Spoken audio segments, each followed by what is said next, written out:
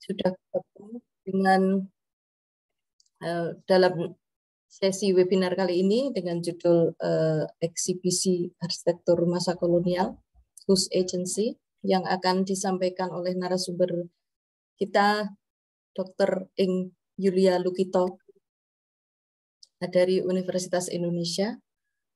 Sebelumnya kita akan memberi akan ada sambutan dari Kaprodi Arsitektur UNS, Pak Untung Joko Cahyono. Silakan Pak Untung. Terima kasih Bu Ovita. Bismillahirrahmanirrahim. Assalamualaikum warahmatullahi wabarakatuh. Selamat sore, salam sejahtera untuk kita semuanya. Pertama-tama saya mengucapkan banyak terima kasih pada Ibu Yulia Nurliani Lukito dari Universitas Indonesia. Selamat sore Bu. Assalamualaikum. Selamat sore Pak. Assalamualaikum. Kemudian terima kasih pada adik-adik mahasiswa arsitektur UNS dan juga mungkin mahasiswa UI ya, Universitas Indonesia yang mungkin bergabung, Bapak Ibu dosen barangkali yang bergabung dan peserta semuanya. Dan terutama Bu Ovita, terima kasih atas acara yang diselenggarakan pada sore hari ini. Untuk selanjutnya, ya saya sangat senang dengan tema ya ini kita istilahkan webinar ya. Mudah-mudahan acara ini nanti meskipun juga dalam bentuk rekaman bisa kita share ke yang lain dan pada adik-adik mahasiswa dan peserta pada pertemuan pada sore hari ini, di mana dengan tema eksibisi arsitektur masa kolonial dengan Whose Agency ya. Nah ini juga merupakan satu hal yang mungkin menurut saya satu yang baru ya, yang selama ini mungkin kita masih belum paham juga dengan arsitektur dan agensi ini, dan kebetulan juga ini adalah mata kuliah pilihan baru ya yang diselenggarakan di UNS dan diampu oleh Bu Ovita ya. Tentunya ini akan menjadi materi yang menarik untuk adik-adik mahasiswa khususnya prodi arsitektur di UNS ya, sebagai bahan untuk belajar dan berdiskusi gitu. Ya, selanjutnya saya berharap ini para materi ini juga mahasiswa peserta bisa mengikuti pemaparan dari Bu Yulia Lukito ini dengan sebaik-baiknya, dan berharap juga nanti kerjasama dengan Bu Yulia Lukito ya ini bisa terus berlangsung. Terima kasih. Semoga nanti kita bisa ada materi yang berikutnya yang bisa di-share kepada kita di UNS begitu Bu. Selanjutnya selamat kepada para peserta untuk mengikuti materi dari pemaparan dari Bu Yulia Lukito dengan sebaik-baiknya. Semoga acara pagi ini, sore ini membawa manfaat bagi kita semuanya. Terima kasih sekali lagi Bu Lukito, Bu Yulia, dan terima kasih Bu Ovita. Kami serahkan sepenuhnya acara ini. Bismillahirrahmanirrahim. Wassalamualaikum warahmatullahi wabarakatuh. Waalaikumsalam warahmatullahi wabarakatuh. Terima kasih Pak Untung. Oke, untuk membuka acara hari ini, sebelum kita masuk ke acara paparan dari narasumber kita, maka saya akan memberikan sedikit gambaran tentang siapa sebetulnya Bu Yulia Lukito ini. Jadi Bu Dr. Ing Yulia Nurliani Lukito, STM Des. Ini adalah staf pengajar dari Universitas Indonesia. Beliau mendapatkan gelar doktor dari Aachen University di Jerman, kemudian master dari Graduate School of Design Harvard University. Ini yang di Jerman dengan DAAD ya Bu ya. Kemudian yang di Harvard dengan Fulbright. Kemudian S1 arsitektur di UI. Kemudian beliau juga aktif dalam riset, juga dalam desain. Jadi ada desain yang di Ragunan, ada yang di Taman Mini, ya, tapi juga risetnya juga aktif, juga sudah publikasi buku dengan Springer. Jadi penerbit Springer tentang exhibit Modernity and Indonesian Vernacular Architecture, yang mana ini menurut saya adalah yang cukup menarik karena itu topik dari materi yang akan disampaikan oleh beliau adalah tentang exhibition ini. Oke, sebelum kita mulai, saya akan menyebutkan beberapa aturan main, ya aturan kecil gitu ya, yang biasa perlu diingatkan ketika kita melakukan webinar. Yang pertama adalah peserta dimohon untuk mematikan audio sepanjang presentasi, ya, sepanjang presentasi dari pembicara. Kemudian jika ada pertanyaan, silakan menuliskan di kolom chat dengan menyebut nama dan institusi asal. Nah, pertanyaan ini bisa dituliskan kapanpun ya, nggak harus menunggu pada saat tanya jawab. Kemudian di dalam kolom chat peserta dilarang ngobrol secara pribadi gitu ya. Jadi hanya untuk posting pertanyaan tentang topik ini. Kemudian nanti saya sebagai host akan memanggil peserta untuk menyampaikan secara langsung pertanyaannya pada pembicara. Itu. Kemudian sesi hari ini akan dimulai dengan tadi sambutan Kapolri, kemudian paparan. Paparannya akan dimulai pada sekitar jam 3.40 sampai 16.30, jadi sekitar waktunya sekitar 45 sampai 60 menit, jadi masih agak fleksibel gitu. Kemudian akan diikuti dengan tanya jawab dan diskusi sebelum kemudian ditutup pada sekitar jam 5:05. Oke, terima kasih. Untuk menyingkat waktu, silakan Bu Yulia untuk paparkan materinya.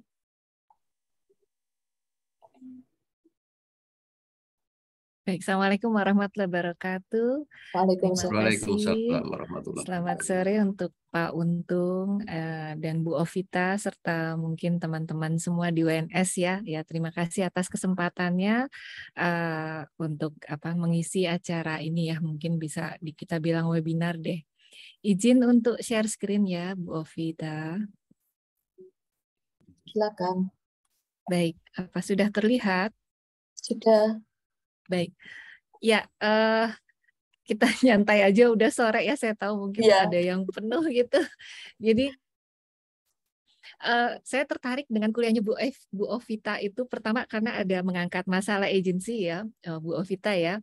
Dan terus terang yang saya akan kemukakan ini sebagian dari disertasi saya, kemudian saya lanjutkan lagi ada sekitar 3 tahun lanjutan risetnya gitu ya, sampai akhirnya sudah mau masuk draft buku lah gitu. Artinya sudah saya kirim ke penerbit, tapi saya biasanya kalau sebelum buku itu jadi pengen bisa dengar juga gitu kalau ada respon dari mungkin teman-teman gitu ya. Nah gini, pengalaman saya kalau ngomongin agensi adalah agensi apa sih, agen segala macamnya nanti kita bisa bicarakan lagi. Tapi istilah ini tuh istilah yang sangat umum gitu kalau di arsitektur tuh whose agency gitu ya. Artinya gini, ini kemampuannya siapa yang punya capability untuk melakukan itu gitu ya. Jadi kira-kira seperti itu. Saya lihat sedikit sebenarnya kenapa sering diutarakan whose agency karena kalau saya lihat kalau yang ya terutama pengalaman saya kuliah gitu ya, kan bisa bilang di barat gitu, itu tentang pengen tahu gitu segala sesuatu itu ada orangnya, ada wajahnya, ada. Jadi keakuannya itu sebenarnya dengan menampilkan bentuk yang bisa kita telusuri dari siapa, bagaimana pengaruhnya seperti itu gitu. Jadi makanya kuliahnya Bu Ovita saya pikir wah enak banget nih topiknya gitu. Ya, untuk mulai tentang eksibisi arsitektur masa kolonial ya. Jadi di sebelah kanan ini ada 2 bangunan yang menjadi trigger saya untuk mulai pertama kali studi tentang eksibisi arsitektur masa kolonial gitu. Ini di mana gitu ya, kan saya suka browsing-browsing gitu, mungkin teman-teman juga begitu gitu ya. Kok ada yang siang dan mungkin malam hari gitu. Ternyata ini di Batavia, di Jakarta gitu sekarang. Dan saya sampai terkaget-kaget, nggak pernah tahu gitu, dan jarang sekali sampai ada yang sampai menghubungkan ke ini sebenarnya pasar Gambir ini yang saya mau angkat ya, karena gambar awalnya itu adalah sebuah eksibisi kolonial yang sangat populer. Kalau sekarang bisa dibandingkan dengan Jakarta Fair gitu ya, mungkin hampir tiap kota punya fairnya sendiri gitu. Atau di kelas yang level akar rumput bisa jadi pasar malam biasa gitu ya. Tapi cantik sekali bangunannya, dan dari sini bergulirlah banyak pertanyaan gitu. Sedikit tentang yang saya mau paparkan, nanti kita lihat berapa latar dan tujuan terkait, pemikiran terkait, terus ada pameran kolonial dan analisis dan kesimpulan gitu ya. Saya nanti kayaknya mau coba kasih lihat ini era kolonial yang mana sih ya gitu. Memang zaman Belanda itu panjang gitu, tapi yang saya ambil adalah fase akhir gitu yang kita bisa secara kasar lihat sekitar 1900 sampai sebelum kemerdekaan ya. Ini yang kita bisa lihat adalah di situ ada gambaran tentang Hindia Belanda dengan sangat progresif gitu perubahannya, ada modernity, segala sesuatu dilihat dari progres, baju apa yang dipakai itu atau nonton apa gitu ya misalnya, itu sebenarnya sampai ruangannya atau ruang kota atau arsitekturnya itu nggak jauh beda loh dengan yang ada di metropol, maksudnya dengan versi yang berbeda ya gitu. Jadi cuma untuk spesifik pemaparan ini saya mau melihat tentang hubungannya dengan teknologi dulu dan modernity dan tradisi gitu. Artinya gini, progres itu selama ini dilihat dari kemajuan teknologi karena kita kan selalu pakai benchmarkingnya dari barat gitu. Tapi kemudian kalau untuk yang terjadi di Hindia Belanda justru ada tradisinya dulu ya, mungkin di arsitektur tradisional gitu ya. Dan kalau kita lihat kondisi masyarakatnya di 1900 ke atas itu sebenarnya masyarakatnya itu udah biasa gitu pakai produk-produk modern ya, artinya mulai ada, kalau bisa dibilang ada consumer society, artinya pakai sabun Lux gitu, pakai lampu Philips gitu, seperti itu yang ada, walau stratanya banyak ya kan, kita sebenarnya hanya mengambil contoh-contoh yang ada di kota besar kemudian bisa merefleksikan terhadap arsitektur di Indonesia gitu, seperti itu. Dan di sini yang menarik lagi adalah ternyata dari pameran arsitektur yang kita tahu tuh, pameran arsitektur itu pameran kolonial, arsitekturnya itu bukan bangunan permanen, tapi yang dibuat hanya khusus untuk tahun ini gitu.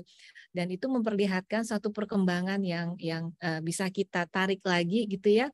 Ada bentuk sintesis, bentuk hybrid architecture ya. Bahkan yang di sebelah kiri ini juga cantik juga bangunannya gitu, yang saya lihat wah ternyata di Pasar Gambir lagi gitu ya, sebuah gerbang yang di baliknya ada apa nih gitu ya, ternyata itu sebuah eksibisi kolonial gitu. Jadi sebenarnya saya mau lihat pameran kolonial, nanti kita sama-sama lihat arsitekturnya ya. Saya langsung saja mengatakan di sini ada hybrid architecture, karena kalau istilah hybrid itu dia ada induknya, tapi induknya belum tentu sama kelihatan dengan anaknya, kira-kira gitu ya. Kalau hybrid ya bisa jadi sifatnya aja yang diturunkan seperti itu. Nah, arsitektur ini antara barat atau timur, atau dari timur pun bisa macam-macam, itu nanti yang saya anggap menjadi media penting gitu untuk membentuk modernitas di Hindia Belanda gitu. Nanti baru kita sama-sama lihat mungkin tentang makna dan agency ya. Selama ini yang kalau hal yang umum yang menjadi latar adalah biasanya pameran kolonial di Hindia Belanda itu menghadirkan arsitektur vernakular, berarti yang dipinjem-pinjem lah itu ya, yang cakep-cakepnya gitu ya. Kemudian oke lah menjadi media penting, tapi seperti apa gitu, dan nanti baru seolah-olah yang bisa membuat ini kan si orang Belandanya ya, jadi superioritasnya itu menjadi bagian dari agensinya dia gitu ya untuk membuat koloni jadi modern. Tapi sebenarnya yang saya mau kasih lihat, ternyata pameran kolonial ini bisa menjadi space of encounter. Memang di arsitektur kita ngomong tentang ruang kolonial, ruang budaya yang ternyata nggak cuma maunya itu terus kita pakai apa adanya, tapi bisa juga maunya itu ternyata bisa dipakai plus ini kira-kira gitu ya. Jadi untuk negosiasinya banyak di situ. Nah, kemudian juga arsitekturnya mungkin bisa disamakan dengan lingua franca ya. Kalau lingua franca kan kita bilang bahasa Indonesia gitu. Bahasa Indonesia itu dulu bahasa pasar. Jadi orang cepat ngerti dari mulai pelabuhan, pasar segala macam lebih sederhana dan merangkum semuanya kira-kira gitu lingua francanya. Bukan strata yang tinggi-tinggian atau apa ya. Dan ternyata ini bisa menjembatani apa yang terjadi di budaya dan masyarakat, kondisi sosial masyarakat gitu. Dan berhubungan dengan makna dan agensi ini ternyata si penduduk lokalnya itu, pribuminya itu yang kalau kita lihat nanti punya agensi sendiri gitu, punya caranya sendiri untuk memaknai dan membentuk identitas modern sendiri gitu ya. Oke, secara umum memang tadi agency ability to take action, to choose what action to take ya. Jadi bisa jadi ini orang, institusi atau apapun yang punya cara, punya kekuatan untuk mencapai tujuan ya. Berarti caranya, means-nya dan tujuannya penting ya. Cuma kan pengen tahu juga cara kerjanya gimana gitu dan pengaruhnya seperti apa. Secara umum pertanyaan tentang agensi ini terkait dengan arsitektur. Jadi bagaimana arsitektur itu bisa membantu kita mencapai sebuah tujuan atau menjadi alat gitu ya. Di situ ada teori, ada praktek arsitektur juga. Dan ternyata sekarang kalau kita bicara tentang agensi ini, makin lama makin yang ke akar rumput. Artinya nggak perlu selalu kita cari apa ya, grand theory, grand history-nya kira-kira gitu ya, tapi bisa ambil potongan kecil dan itu ternyata sangat signifikan gitu. Ini dosen saya yang bilang, Margaret Crawford ya, waktu ngomongin tentang kota gitu. Jadi bahkan di LA itu ya, dulu Crawford bilang mulai ada tuh orang yang jualan-jualan lukisan di jalan segala macam kayak gitu ya.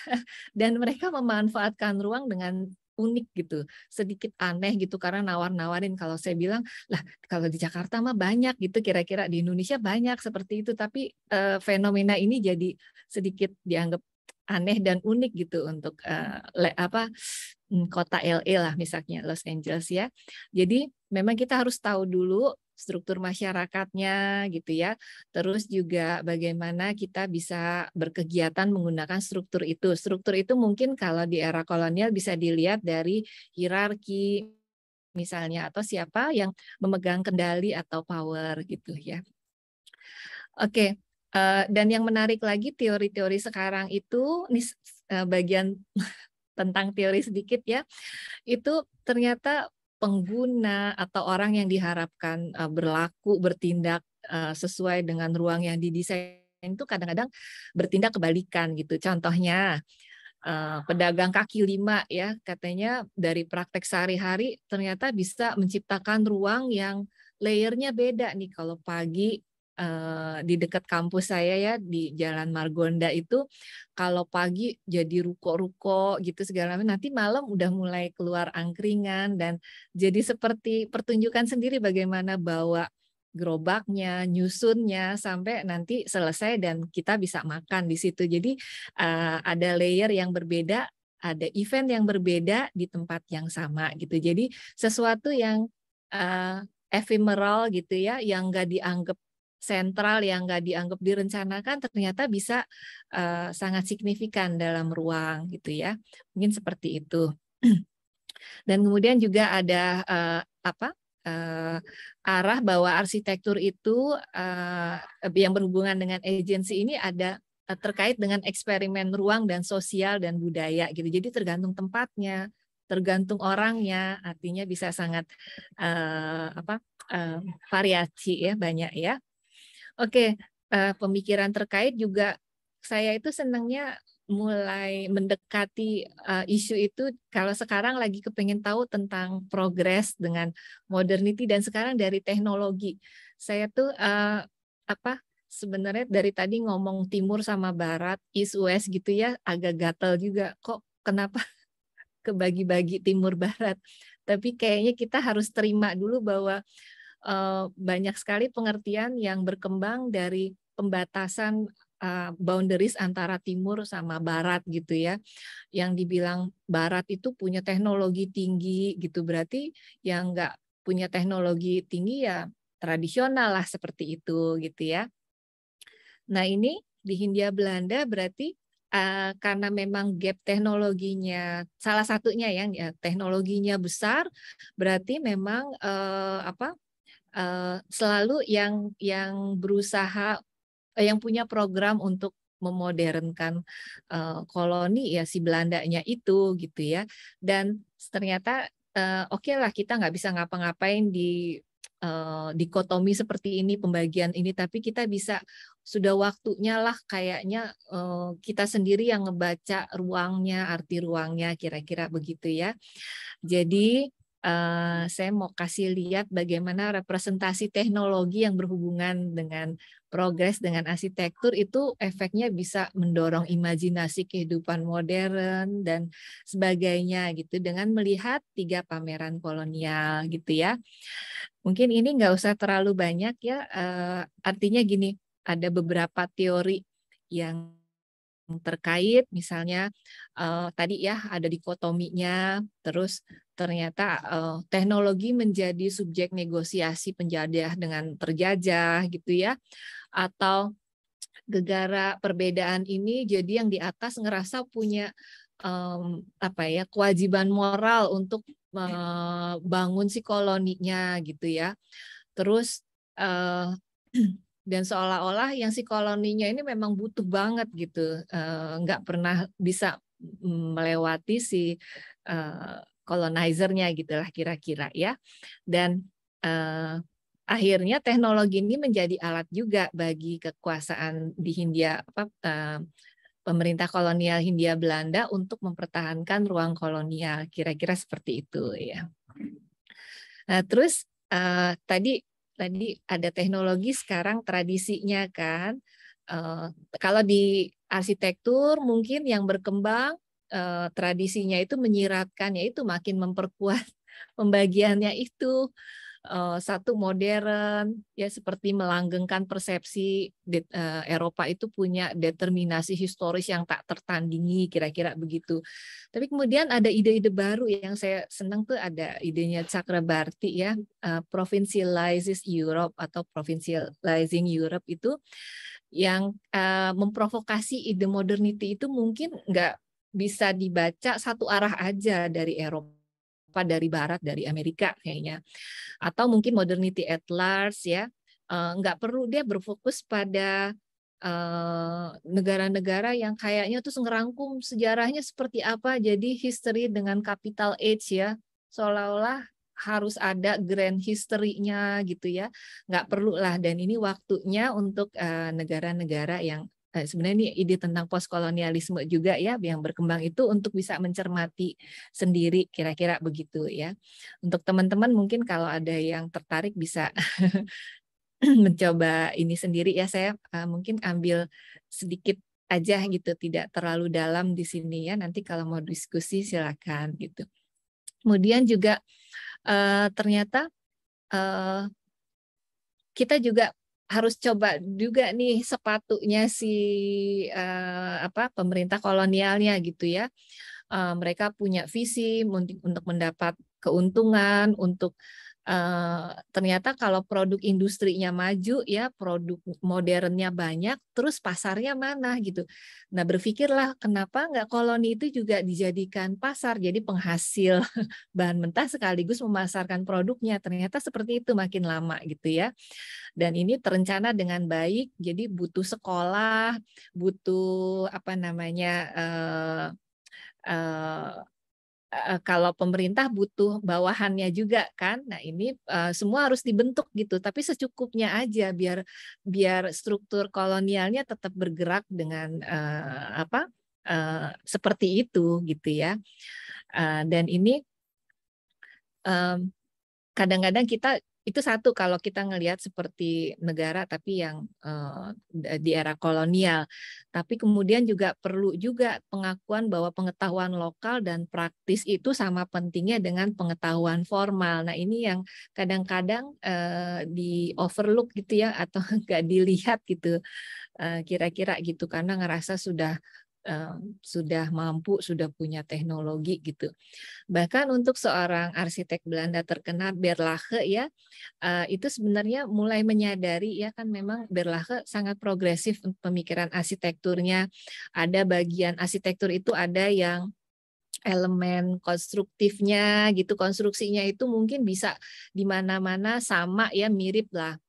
Kita bisa lihat sintesis ada elemen konstruktif, pengetahuan intelektual bisa sama dimanapun, tapi elemen estetikanya, rasanya itu bisa berbeda dan tergantung dari lokalitasnya gitu. Jadi kira-kira ini dan pengikutnya Berlage makin lama makin banyak, termasuk para insinyur yang ke Hindia Belanda juga ya. Ada yang tetap mengikuti tradisi arsitektur klasik, tapi ada juga yang mulai progresif dengan yang seperti Berlage bilang gitu ya. Jadi mulai menerima gitu ada poin pengetahuan lokal dalam arsitektur gitu. Nah itu, jadi pemikiran ini juga kalau saya bisa satukan sedikit, ternyata teknologi itu sebagai pengubah ya. Artinya gini, teknologi bisa membantu kita, membantu masyarakat.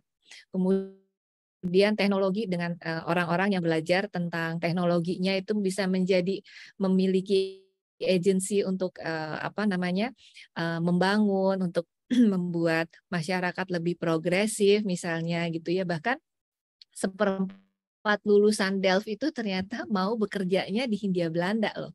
Ya kan pencetak insinyur terbesar ya gitu ya di Belanda gitu. Tapi kemudian si insinyur ini begitu nyampe Belanda ternyata ngelihat lah kok segregasinya seperti ini gitu. Artinya mereka juga kaget gitu, sehingga mereka perlu menegosiasikan idealisme mereka karena dididik dari pendidikan barat untuk bisa diaplikasikan dengan struktur atau sistem kolonial yang ada di Hindia Belanda. Nah, dari sini teknologi sebagai pengubah ya idealnya, tapi kemudian juga menjadi sebuah pemisah ya kalau bisa disimpulkan gitu, karena Belanda tetap mau menjalankan ininya ya sistemnya lah, sistem kolonialnya gitu, seperti itu. Oke, tadi yang beratnya ya. Artinya sebagai pengetahuan aja lah bagaimana saya ngerangkum dari teknologi sampai terus ke arsitekturnya gitu. Nah, di era akhir kolonial di Hindia Belanda ini tercipta iklim arsitektur yang kaya ya, kalau di 1900 sampai sekitar 40-an sampai 45 gitu misalnya ya. Salah satunya tuh yang terkenal kan ada debat tuh Schumacher ya, Wolf Schumacher mau mengaplikasikan tentang arsitektur modern dan ini harus dikembangkan gitu. Bisa aja sih ngambil sedikit nilai lokal seperti site-nya yang ngelihat Gunung Tangkuban Perahu misalnya ya untuk Villa Isola gitu ya, Sumbu segala macam, tapi kalau bangunan arsitekturnya seperti joglo lah misalnya, itu sudah dibilang sudah saya bisa kasarnya sudah lewat lah, karena masyarakatnya sudah cocoknya yang seperti itu, nggak bisa lagi aplikasikan di era yang modern, sudah lewat, kira-kira seperti itu ya kasarnya ya. Nah ini satu pemikirannya Wolfsmacher progresif tapi menerapkan arsitektur modern gitu. Yang satu lagi yang lebih mensintesis, merangkum, bisa dari bentuknya, atap lokalnya, atau menambah inovasi, misalnya atapnya tetap atap lokal tapi ini tensile ya, mungkin dengan kabel baja gitu ya. Jadi sebenarnya masih bisa ada ruang untuk inovasi ini dengan menggunakan arsitektur lokal, entah bentuknya, entah digabung dengan teknologi atau seperti apa gitu ya. Ini yang mungkin teman-teman udah pernah dengar juga ya ini ya. Kemudian juga mulai deh tuh arsiteknya melihat bukan cuma bentuk dan ruang, tapi ngelihat ke masyarakatnya yang kita tahu nih di Pasar Johar ini kan melihat iklim lokal, kemudian gimana ya, panas kan pasar ya, dan pasar selama ini selama ini dikenal sebagai, kalau di pasar tradisional ya pasar minggu ya di hari Minggu gitu, artinya bangunan yang semi permanen gitu ya, nggak struktural gitu. Nah ini justru dijadikan sebuah tempat pusat gitu misalnya ya, jadi dipikirin juga bagaimana orang melihat dan memakai ruang gitu. Ada mbok-mbok gendong misalnya, jadi kalau dia bawa beban gitu ya, di belakang punggungnya enak kalau naruhnya di meja gitu daripada harus jongkok-jongkok. Nah ini makanya ruangannya sudah diatur mana sirkulasi, mana meja untuk naruh barang dan display misalnya. Artinya gini, arsitekturnya, ruangnya ini juga inovasinya kan ya dengan struktur jamur gitu ya, terus banyak bukaan gitu, udara atau passive coolingnya bagus, tapi juga mulai memperlihatkan adaptasi dengan pengguna gitu atau sosial setempat ya. Nah itu tadi tentang pemikiran terkait dan apa yang terjadi di Hindia Belanda ya. Sebenarnya sederhana aja, teknologi sebagai pengubah, teknologi sebagai pemisah juga gitu. Cuma nggak bisa juga kita bilang hanya dikotomi ini yang terjadi, ada yang modern, yang teknologinya tinggi dan ada yang tradisional yang rendah. Rasanya harusnya ada ruang untuk seperti berkaca pada arsitektur yang tadi Thomas Karsten atau McLean Pond gunakan, ada ruang lah untuk bisa memaknai atau memberikan inovasi gitu. Oke, yuk sekarang lihat pameran kolonial ya. Background saya Zoom ini kan ada Crystal Palace ya backgroundnya. Itu pameran kan World Exhibition gitu, World Expo gitu ya. Itu negara-negara Barat berusaha untuk memamerkan kemajuan yang dicapai kan, makanya dibuatlah exhibition biar antara inovasinya, teknologinya sampai yang menggunakannya ketemu di situ gitu. Nah dari 1850, 51 gitu sampai tahun 1930-an ini terus berkembang kan, ada exhibition, World Exhibition, ada yang di Eropa, Belgia, sampai Amerika misalnya, dan ini juga diadaptasi di koloni gitu, karena memang menguntungkan sekali ya gitu ya secara ekonomi gitu, cuma memang harus bisa diaplikasikan sesuai dengan pangsa pasarnya. Nah, kalau di Eropa itu kan pangsa pasarnya orang Eropa banyaknya gitu ya. Nah, ini lama-lama disesuaikan juga, ada tema tertentu, misalnya temanya ada arts and craft atau, dan tahun 1931 itu ada Paris Colonial Exhibition ya, yang terbesar, pameran kolonial terbesar.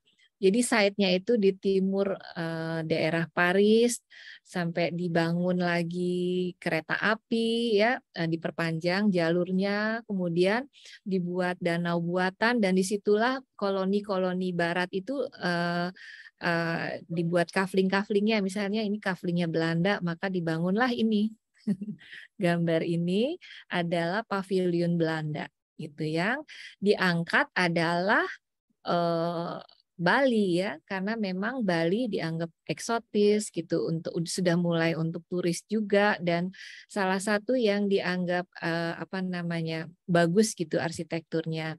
Tapi ternyata kalau untuk masyarakat untuk pengunjung yang Eropa kan mereka senang yang eksotis ya, yang original nih, yang asli banget nih, karena mungkin belum pernah ke Bali segala macam, jadi dicari yang original mungkin gitu image-nya, dan dicari lagi cara untuk tambah original maksudnya tambah jauh dari modern gitu ya. Jadi kontrasnya makin besar gitu ya. Dan seolah-olah itu mungkin Hindia Belanda itu sekarang secakep ini, semaju ini ya dengan perannya Belanda. Jadi agensinya lebih mau nunjukin self pride lah ya, kebanggaan berhasil merangkum koloninya sampai bisa maju seperti ini. Kira-kira gini attitude-nya si Belanda gitu dalam membuat pavilionnya gitu ya. Yang di sebelah kanan itu juga ada rumah-rumah tradisional yang didirikan gitu dari Toba Batak ya, Karo Batak dan juga penari-penari dari Jawa gitu ya.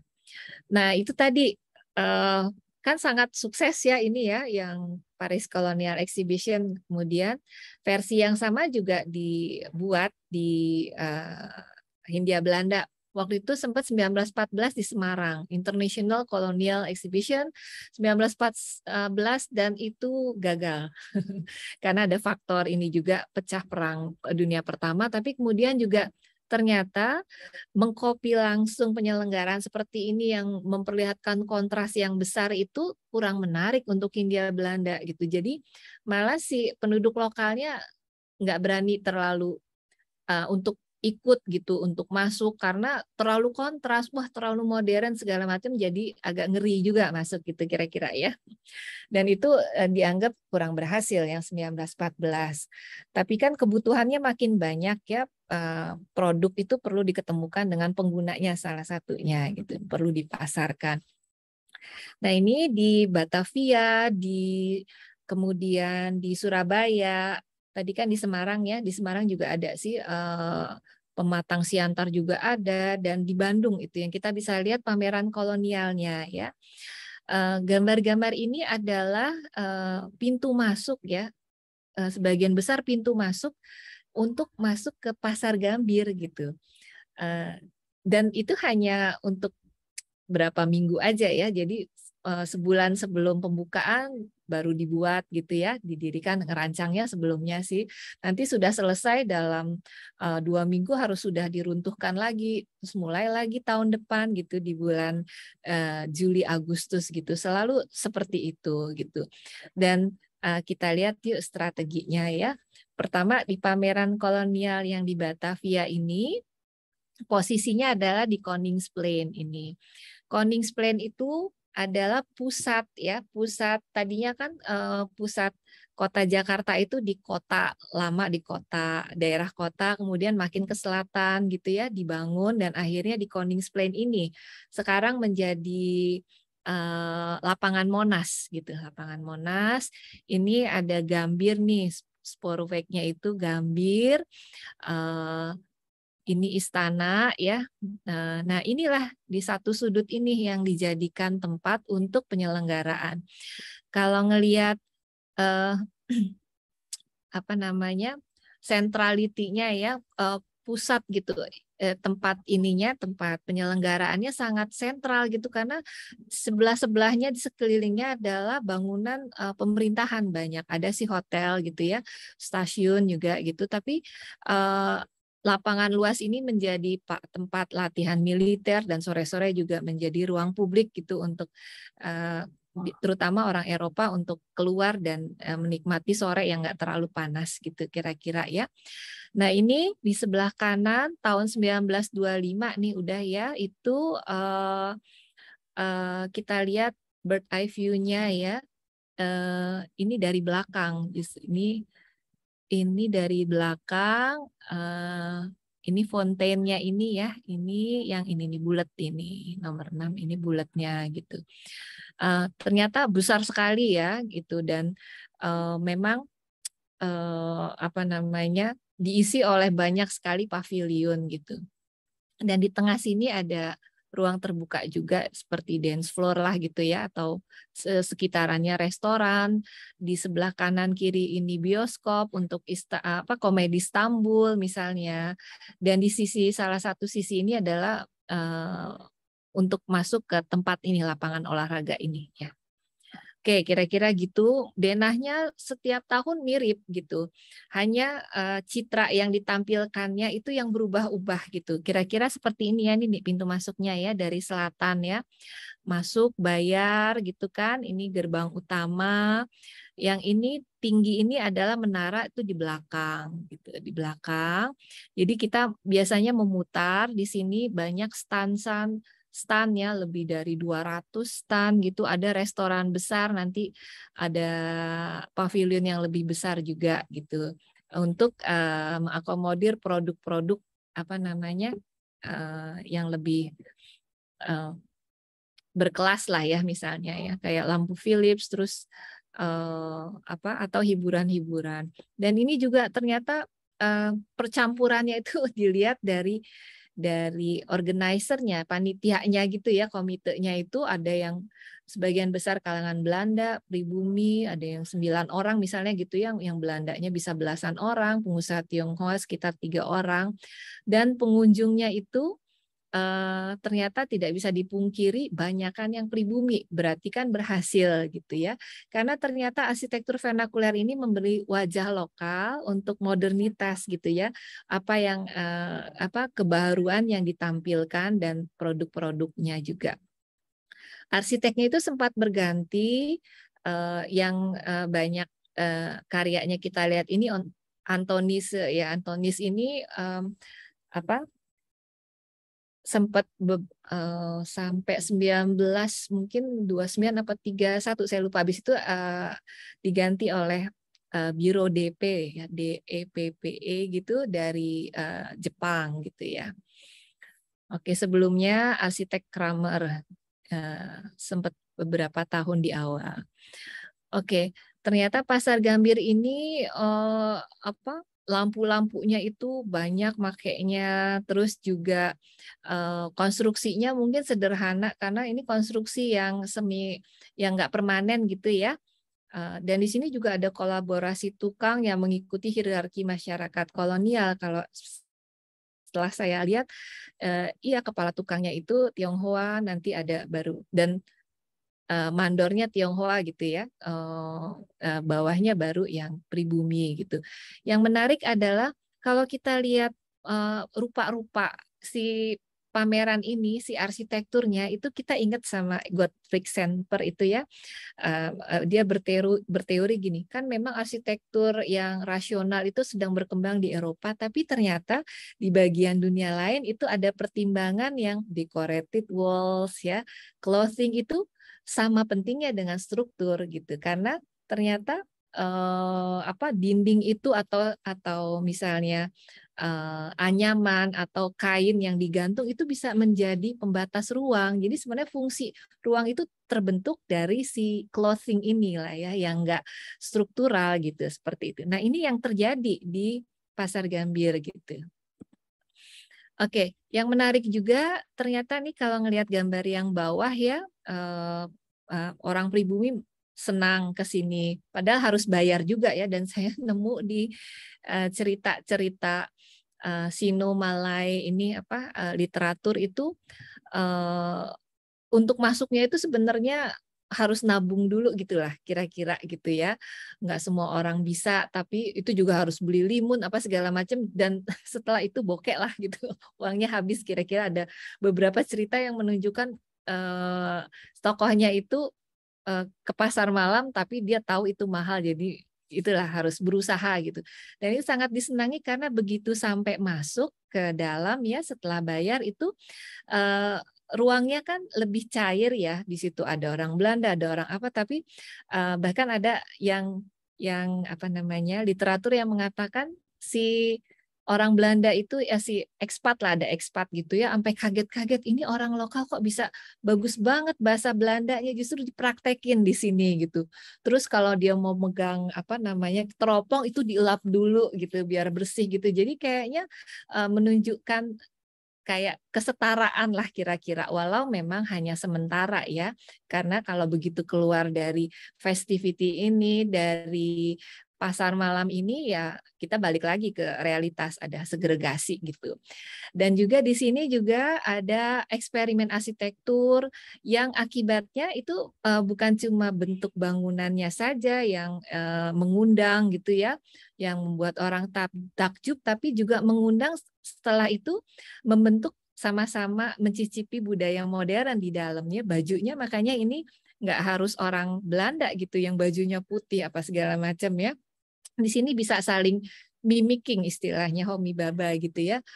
Yang satu ngelihat yang lain seperti itu. Kadang-kadang bertukar posisi jadi yang ditonton atau menonton seperti itu. Nah, hal yang sama juga terjadi di Yarmark Surabaya. Arsiteknya Citroen ya. Kalau kita ngomong Surabaya memang karya-karya arsitek ini yang banyak gitu. Dan image yang diambil adalah lebih ke citranya Surabaya ini sebagai kota pelabuhan gitu ya. Sempat beberapa kali pindah dan bulannya itu juga September Oktober, jadi habis dari Batavia gitu ya, terus ke Bandung baru nanti ke Surabaya kalau mau ikut terus gitu kira-kira ya di 3 tempat ini.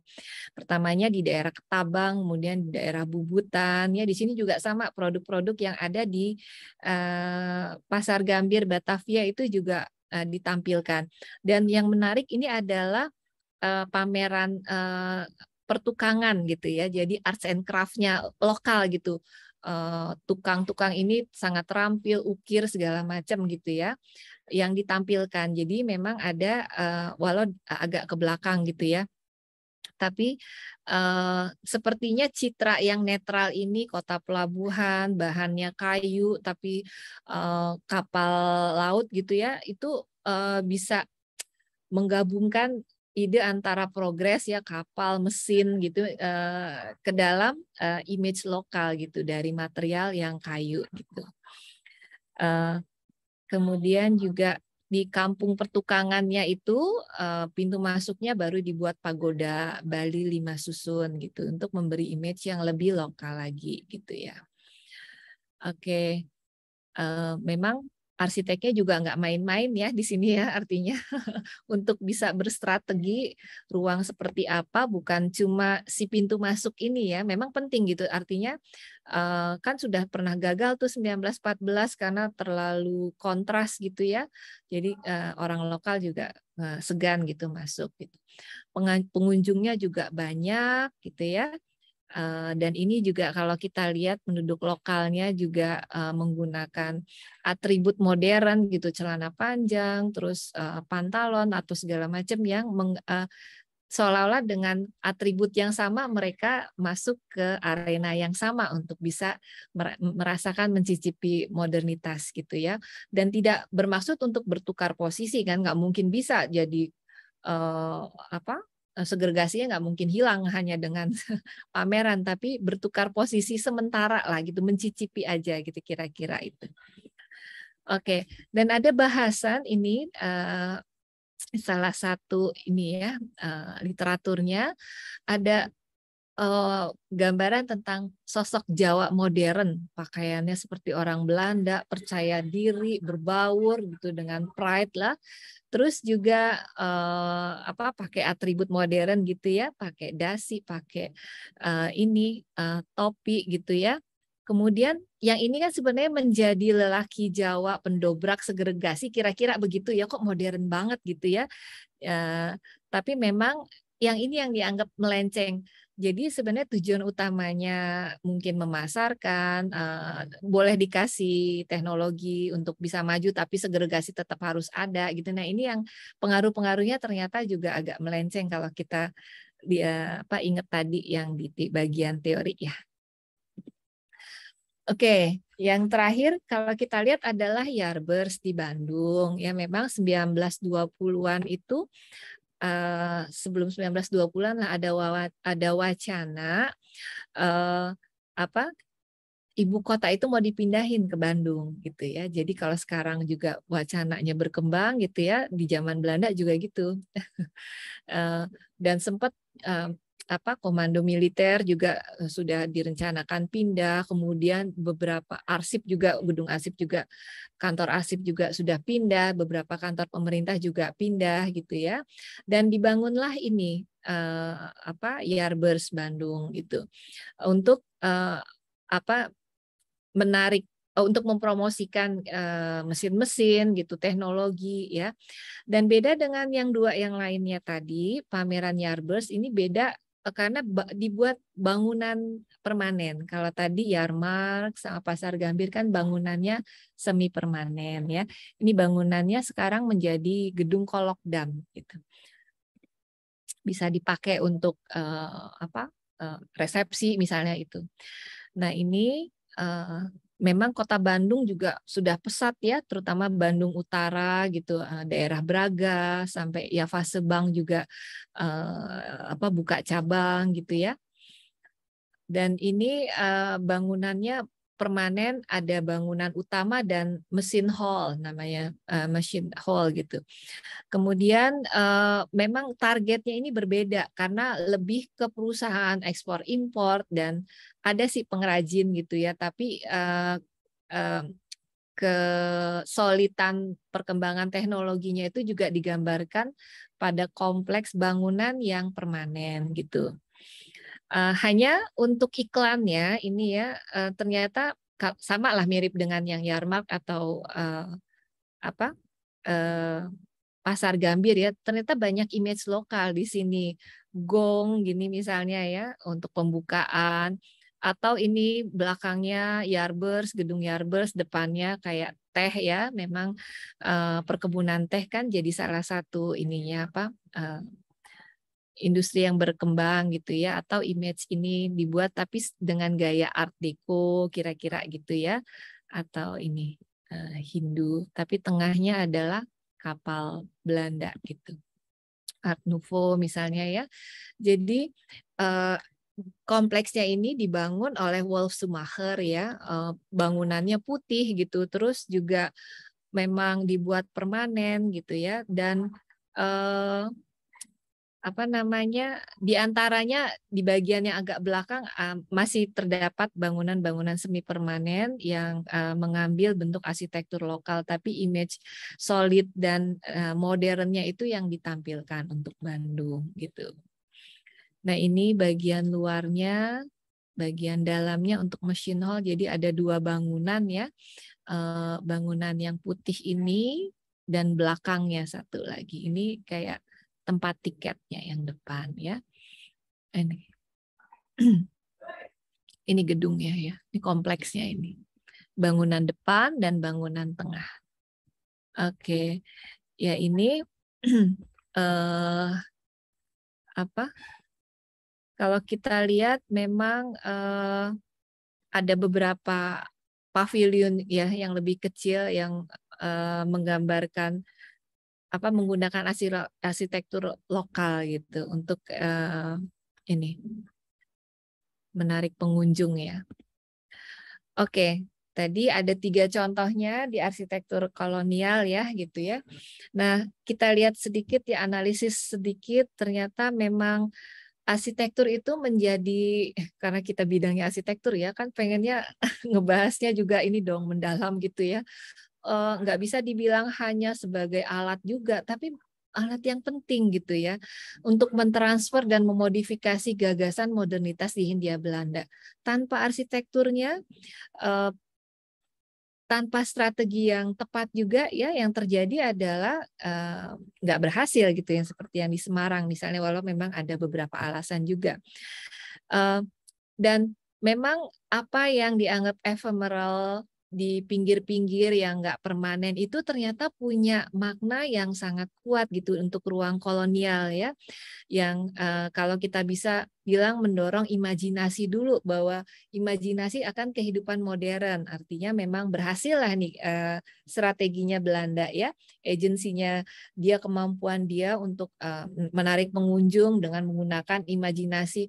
Wah bagus ya gitu strateginya buat bangunan yang punya wajah lokal gitu untuk bisa menarik pengunjung dan melihat produk-produk modern seperti itu misalnya ya.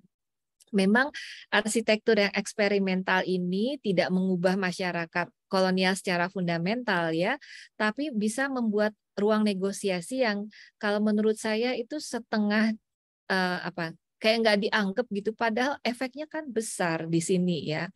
Jadi hybrid architecture-nya ini, keunikan displaynya dan bangunannya ini bisa mengekspresikan relasi baru Hindia Belanda dengan era modern gitu. Jadi ada tempat untuk konteks lokalnya, budaya lokalnya ya, dan arsitek Belanda juga sangat terhubung dengan budaya lokal dibandingkan dengan satu bangunannya Thomas Karsten atau karena audiensnya banyak sekali kan, pengunjungnya banyak sekali, dan ini bayangin aja dari 1906 misalnya sampai 1939 kan banyak sekali yang datang ya berkunjung. Nah, kita lihat sedikit mungkin tentang whose agency-nya nih, agensi apa. Kalau kita lihat memang di gambar ini dulu ya, ini iklan-iklan ini banyak tampil di majalah-majalah, di koran yang menunjukkan produk modern, tembakau Vanel ya. Vanel itu pabriknya tuh bangunannya modern banget kalau di Belanda gitu ya.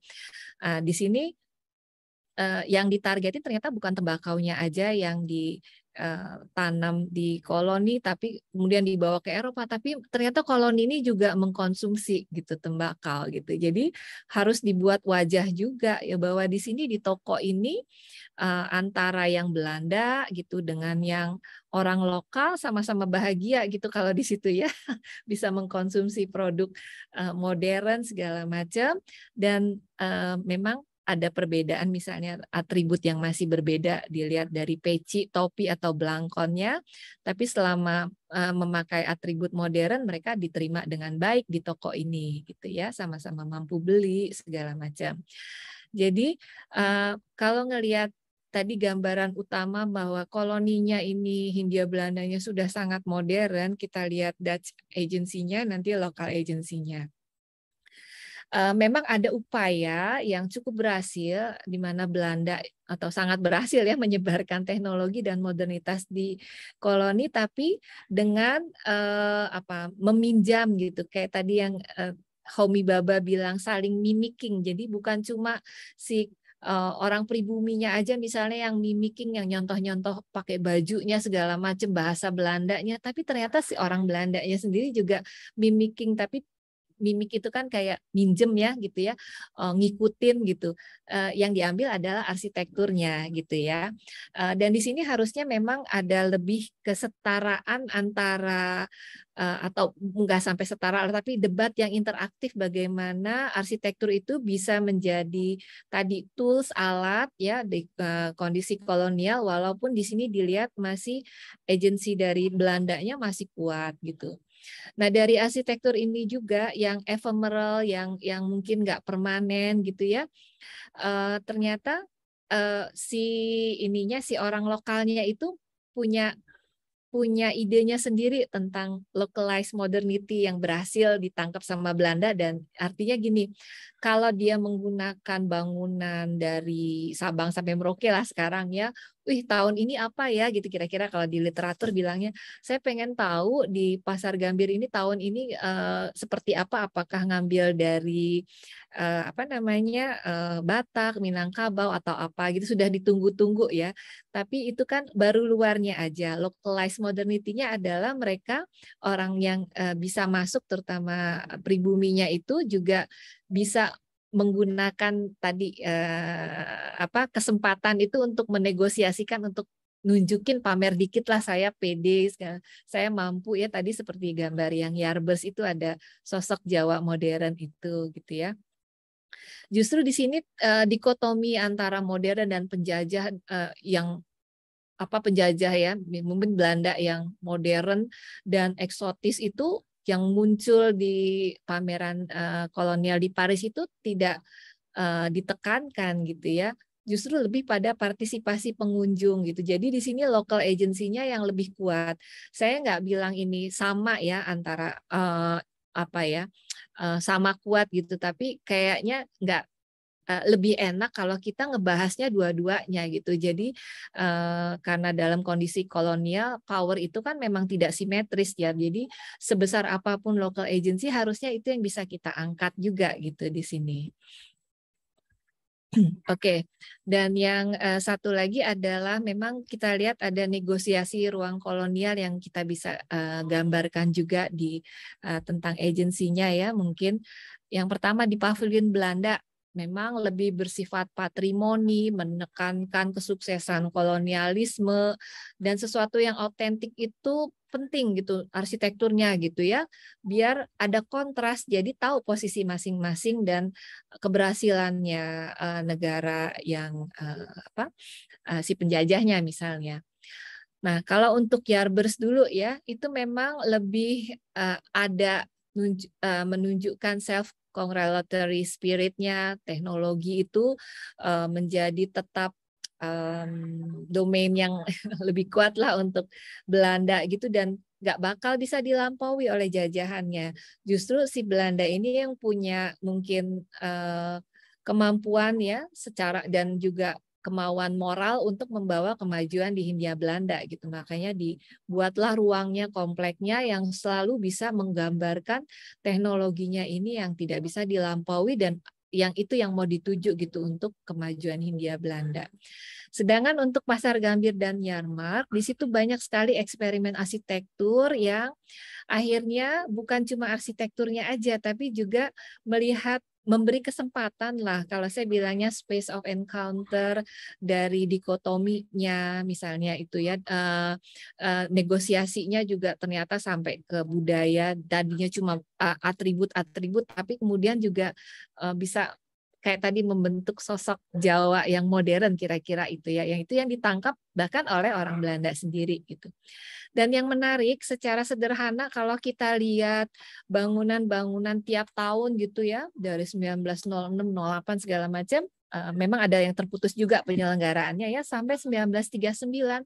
Tahun ini mungkin dari Lombok, dari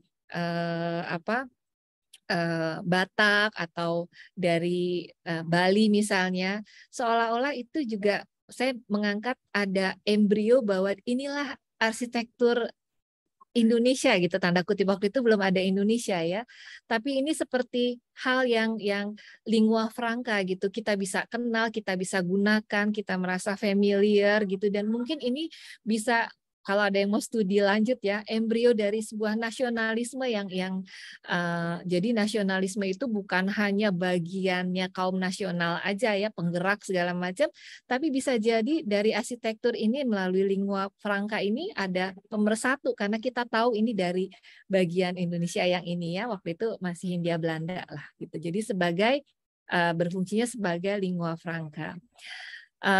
Ternyata pameran kolonial menjadi tempat budaya lokal, memodifikasi budaya modern, dan membentuk hubungan sosial baru dan agensi yang lebih kuat bagi penduduk asli Hindia Belanda. Mungkin itu aja dari saya. Terima kasih. Silakan kalau ada pertanyaan atau komentar dari teman-teman. Itu Bu Ovita, silakan. Terima kasih banyak Bu Yulia. Ini materinya kaya sekali Bu Yulia. Jadi sungguh-sungguh saya nggak menyangka akan ini hebat sekali. Terima kasih Bu. Ya. Ini silakan jika ada yang mau bertanya.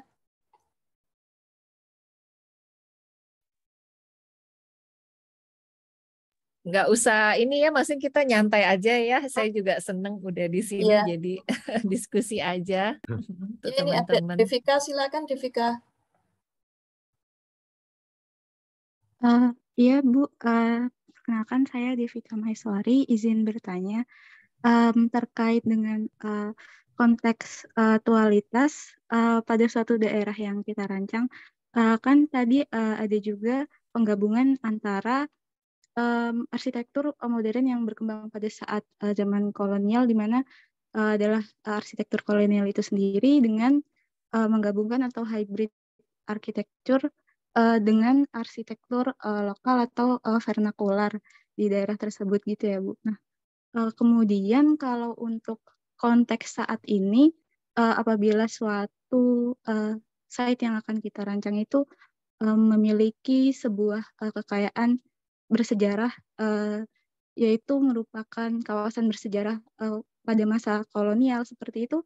Jika kita menggabungkan antara arsitektur yang berkembang pada saat ini dengan arsitektur kolonial, jadi memimik arsitektur kolonial seperti itu, apakah juga sudah bisa disebut kontekstual gitu ya, Bu? Mungkin itu saja. Terima kasih, Bu.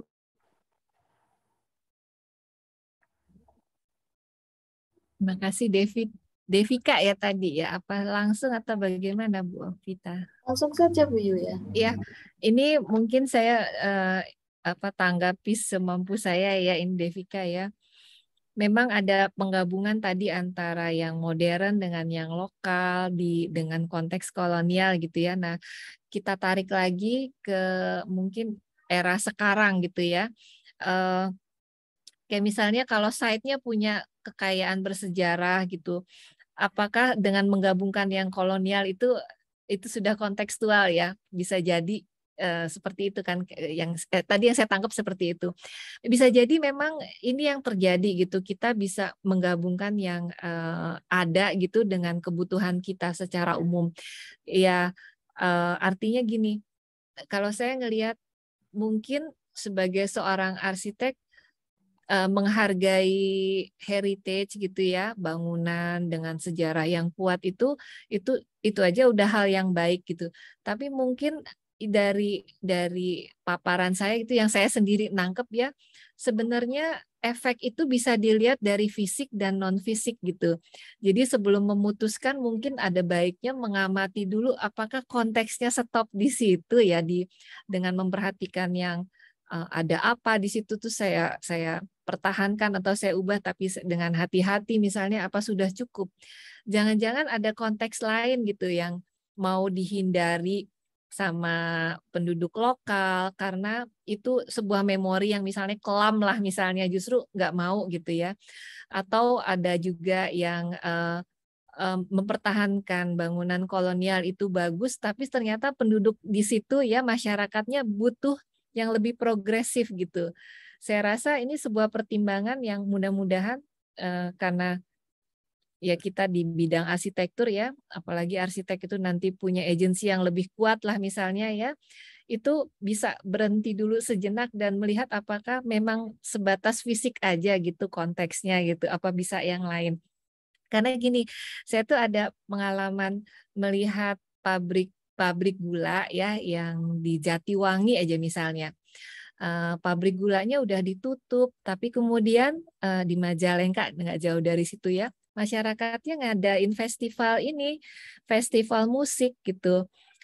Cuma yang diangkat bukan pabrik gulanya, yang diangkat adalah justru produksi genteng. Jadi ada jebor gitu, namanya jebor, kayak produksi genteng lokal. Jadi sekarang ini masyarakatnya justru ngangkat bukan pabrik gulanya yang jadi identitas mereka untuk tempatnya, tapi si keramik, si genteng-genteng ini kan artinya kalau kita pertahankan pun ya, si pabrik gulanya dipertahankan, mungkin masyarakatnya sebenarnya sudah ngerasa udah punya identitas baru, artinya bukan dihancurkan lah gitu ya, tapi bisa dilihat dulu, dimengerti, dianalisis dulu, ini benar nggak gitu, apa udah berubah atau gimana gitu ya. Karena itulah agensinya si arsitek yang mudah-mudahan kalau bisa dipergunakan dengan baik, bukan cuma fisik aja, tapi suatu yang non fisik tadi yang efeknya bisa berlanjut terus ya.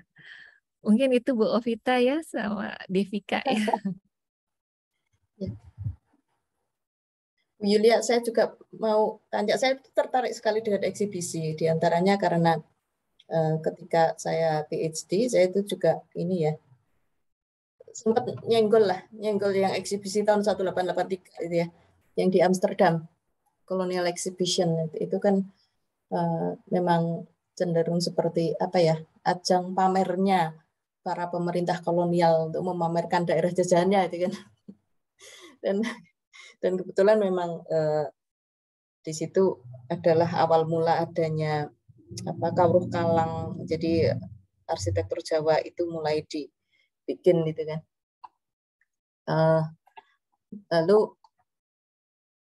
ya kemudian tadi ada yang disampaikan oleh Bu Yulia itu tentang kegagalan di Semarang ya 1914 itu. Ya ini saya terus jadi mikir ini sebetulnya kan seperti marketing ya. Nah ini berarti sebetulnya yang bisa ke sana ya.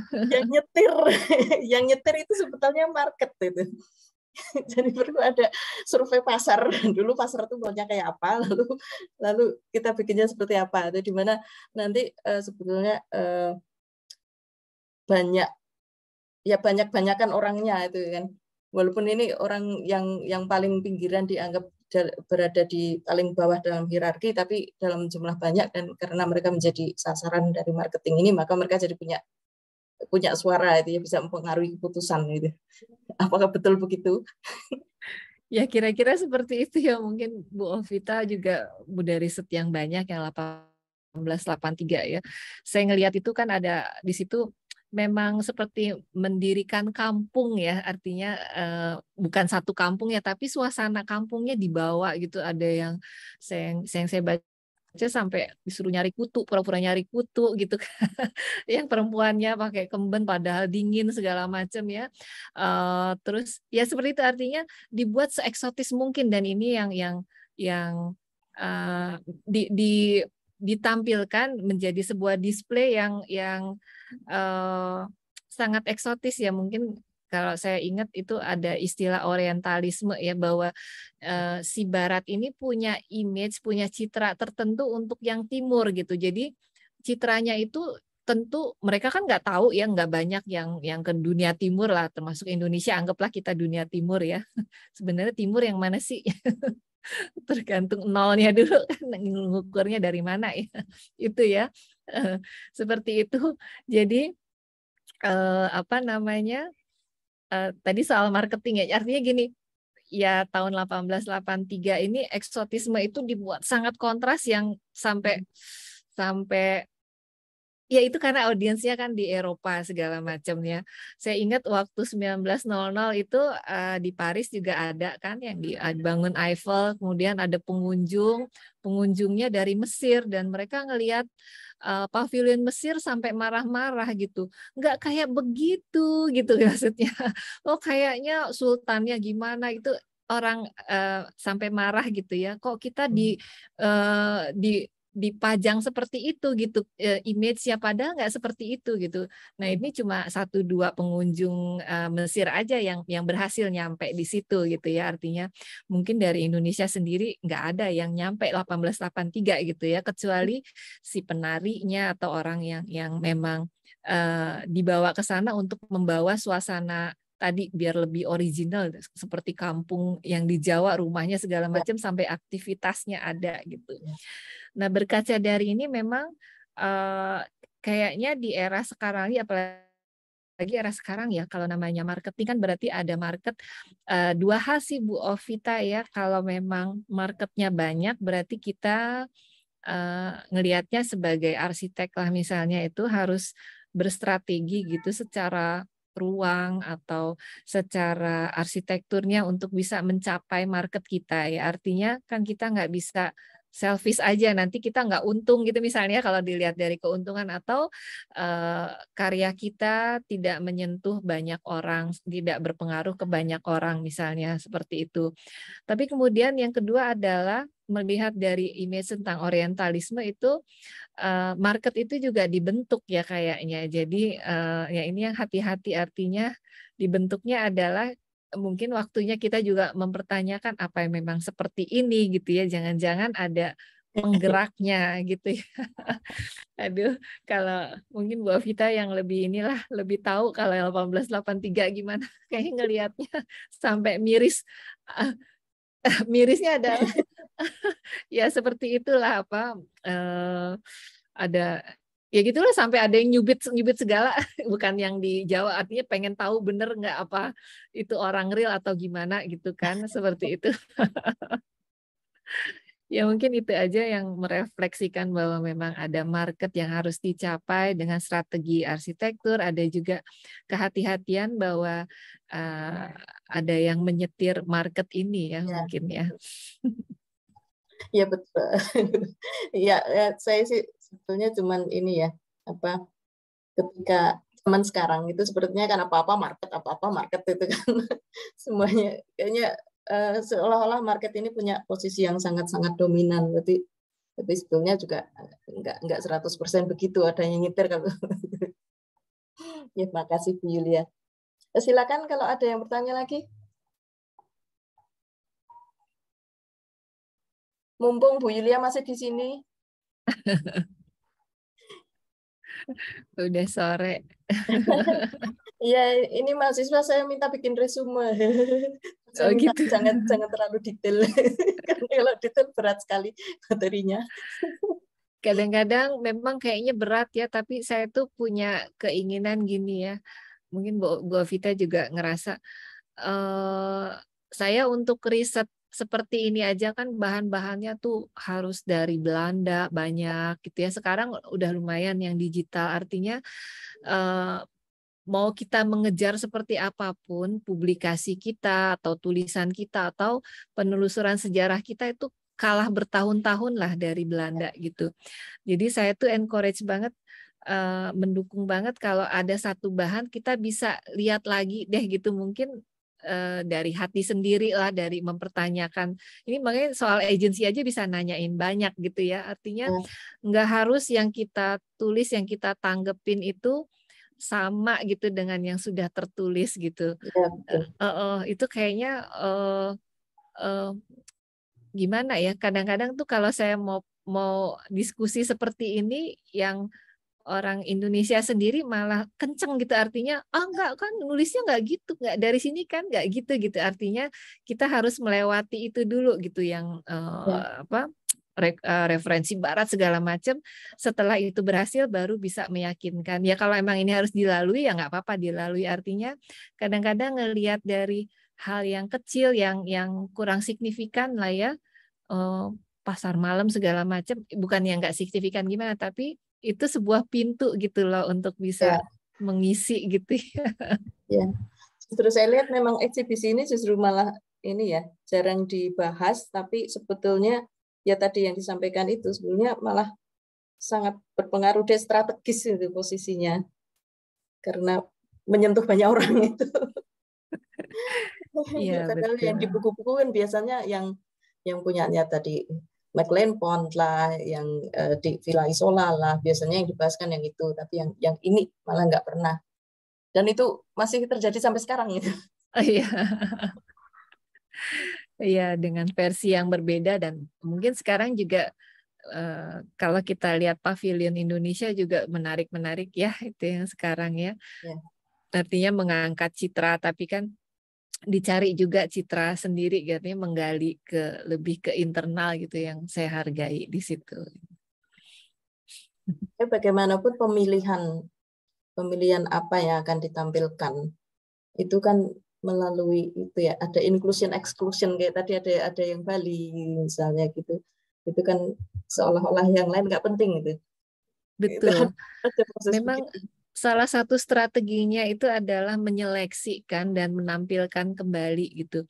Bahkan untuk tadi yang Bali itu ya, yang di 1931 itu kan kalau dilihat detail lagi, itu aja image-nya udah salah. Bukan salahnya gini, maksudnya itu bangunan pura yang suci gitu ya, dengan 11 tingkatan itu kan udah yang paling tinggi gitu, tapi ditampilinnya di depan sebagai fasad gitu ya, menjadi muka. Padahal kalau yang Bali itu kan masuk dulu daerah yang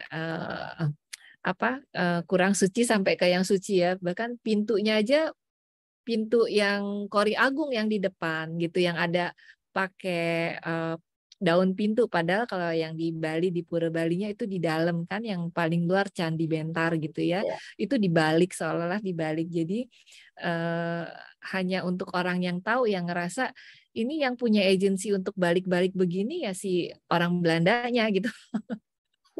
Si arsiteknya Muyen sama Zwedik itu ya bisa membalik-balik gitu. Kalau dibahas kayaknya bagus segala macam, tapi nggak ada yang benar-benar ngebahas ini kok bisa muter balikin sih itu si nilai gitu ya, walaupun memang tujuannya bukan untuk bangunan suci, tapi kan ada yang membahas inilah kira-kira gitu ya.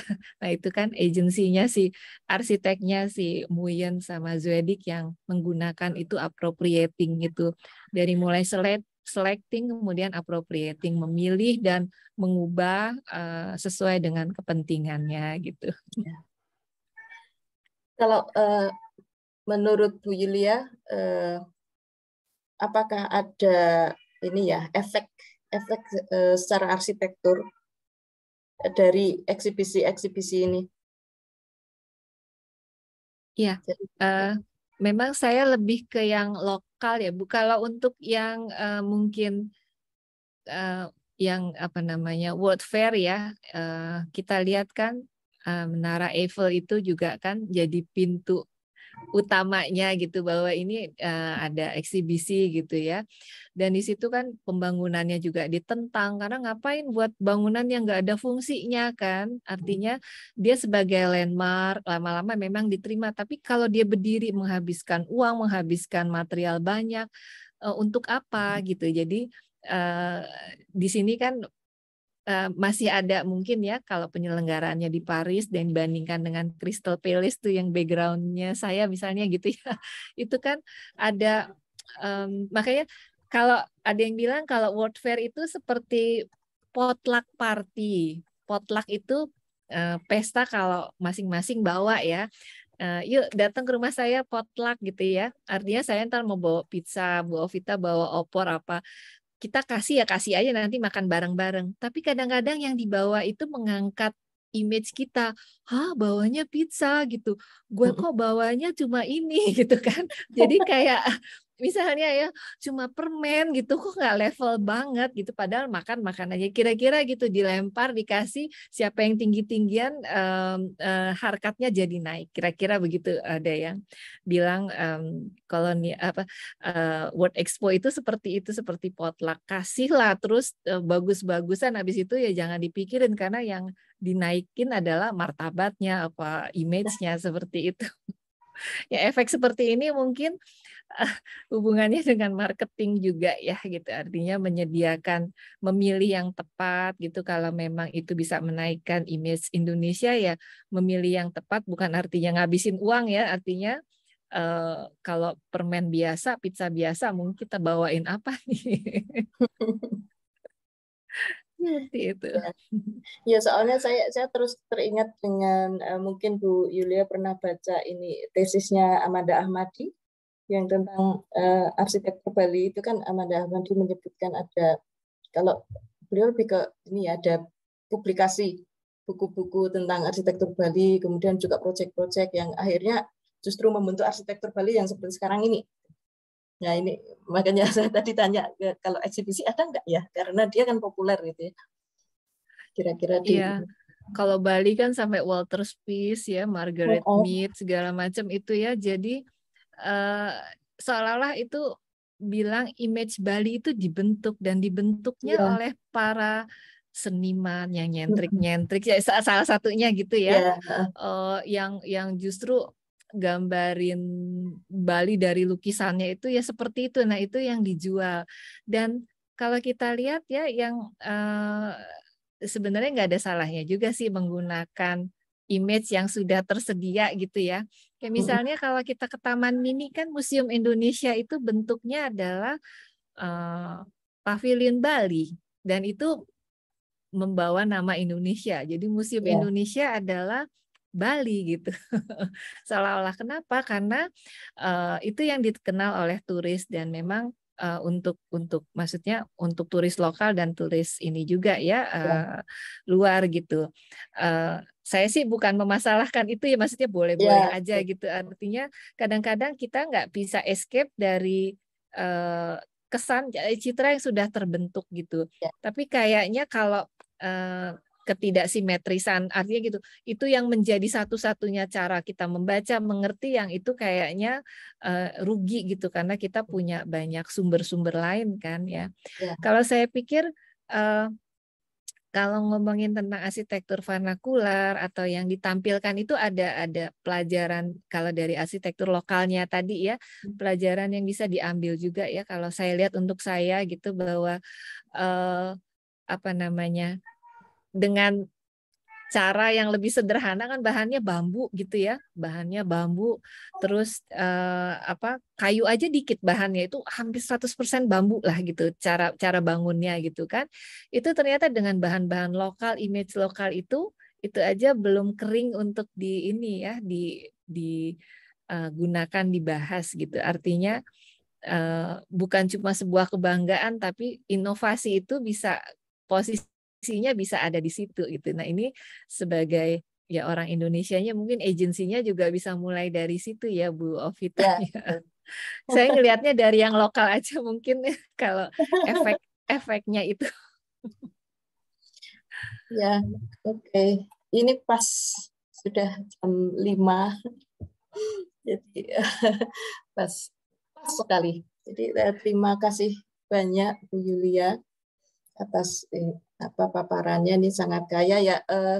Kami harap ini kami bisa mendapatkan materinya jika boleh nanti. Ya, insya Allah nanti saya ini dulu. Ya nggak apa-apa. Terima kasih banyak. Oke, terima kasih dan terima kasih juga pada para peserta atas partisipasinya pada webinar hari ini. Dan kita di Prodi UNS akan ada webinar lagi pada tanggal 10 Oktober tentang Chinese Temple di Singapura yang mungkin akan bisa dibandingkan dengan yang ada di Indonesia. Jadi nanti kami akan memberikan informasi lagi di sosial media. Ya, terima kasih. Oleh-olehnya Bu Ovita itu ya dari Singapura nggak? Oh, ya betul. Ya, saya juga pengen ikut ya. Ya, terima kasih banyak Bu Yulia. Sama-sama semua. Semoga silaturahmi ini bisa berlanjut. Insya Allah ya. Terima kasih Bu Yulia atas materi yang sangat luar biasa. Sama-sama. Kami tunggu bukunya Bu. Insya Allah ya. Berarti saya pamit ya ini ya. Ya, silakan. Nah, sebentar. Ya, sampai ketemu. Assalamualaikum. Waalaikumsalam. Terima kasih Bu Yulia. Ya, sama-sama.